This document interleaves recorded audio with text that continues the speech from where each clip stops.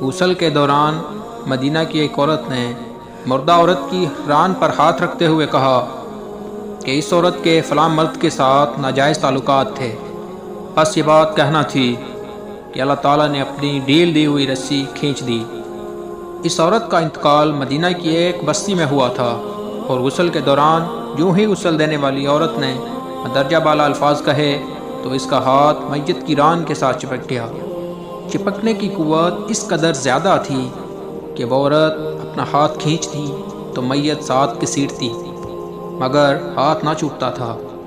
جنازے کا وقت قریب آ رہا تھا، اس کا ہاتھ میت کے ساتھ چپک چکا تھا اور بے حد کوشش کے باوجود جدا نہیں ہو رہا تھا۔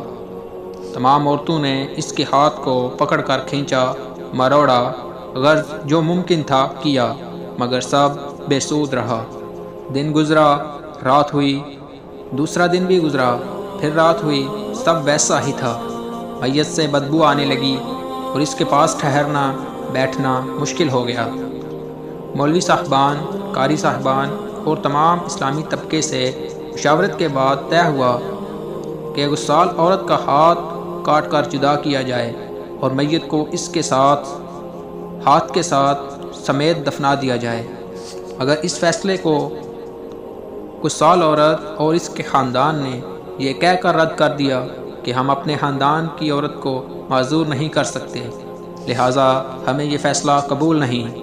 دوسری صورت یہ بتائی گئی کہ میت کے جسم کا وہ حصہ کاٹ دیا جائے جو اس عورت کے ہاتھ کے ساتھ چپک چکا ہے اور میت کو دفن کر دیا جائے۔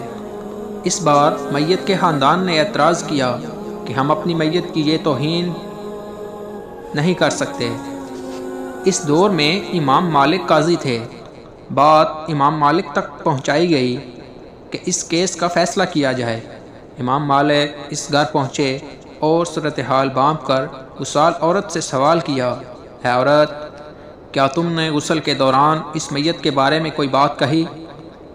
غسال عورت نے سارا قصہ امام مالک کو سنایا اور بتایا کہ اس نے غسل کے دوران باقی عورتوں سے کہا کہ اس عورت کے فلاں مرد کے ساتھ ناجائز تعلقات تھے۔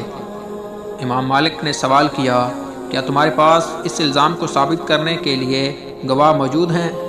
عورت نے جواب دیا، اس کے پاس گواہ موجود نہیں۔ امام مالک نے پھر پوچھا، کیا اس عورت نے اپنی زندگی میں تم سے اس بات کا تذکرہ کیا؟ جواب آیا، نہیں۔ امام مالک نے فوری حکم صادر کیا کہ اس غسال عورت نے چونکہ میت پر تہمت لگائی ہے، لہٰذا اس کو بے حد غلط بات کہنے پر حد مقرر کے مطابق 80 کوڑے لگائے جائیں۔ حکم کی تعمیل کی گئی اور 70 بھی نہیں، 75 بھی نہیں، 79 بھی نہیں، پورے 80 کوڑے مارنے کے بعد اس عورت کا ہاتھ میت سے الگ ہوا۔ اور آج ہم تہمت لگاتے ہوئے ذرا بھی نہیں سوچتے۔ اللہ رب العالمین ہمیں اس لعنت سے محفوظ فرمائے۔ دوستو، اگر آپ کو یہ ویڈیو اچھی لگی تو اسے لائک کیجئے، شیئر کیجئے اور ہمارے چینل صدقہ جاریہ کو سبسکرائب کیجئے۔ جزاک اللہ خیرا۔